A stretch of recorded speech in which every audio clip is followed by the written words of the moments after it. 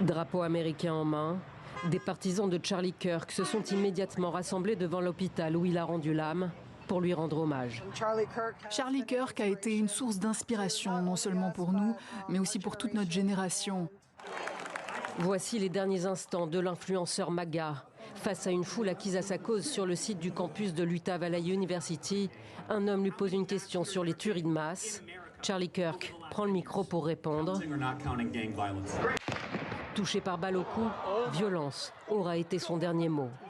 Le public est pris de panique. Les étudiants fuient le site sans savoir comment se protéger.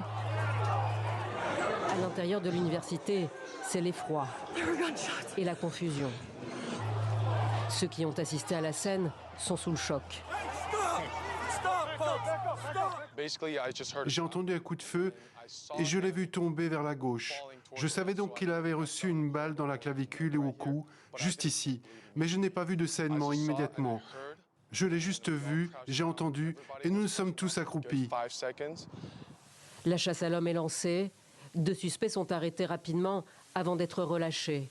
Puis quelques heures plus tard, le FBI annonce avoir retrouvé l'arme du tueur et des images. C'est un fusil à forte puissance. Ce fusil a été retrouvé dans une zone boisée où le tireur s'était enfui. Le laboratoire du FBI va analyser cette arme. Avant même d'attendre les premiers éléments de l'enquête, Donald Trump avait déjà pris la parole et accusé ceux qu'il considère comme les coupables. Depuis des années, la gauche radicale compare des Américains formidables comme Charlie aux nazis et aux pires criminels et meurtriers de masse du monde. Ce genre de rhétorique est directement responsable du terrorisme intérieur que nous connaissons aujourd'hui dans notre pays et cela doit cesser immédiatement. Réponse du camp démocrate.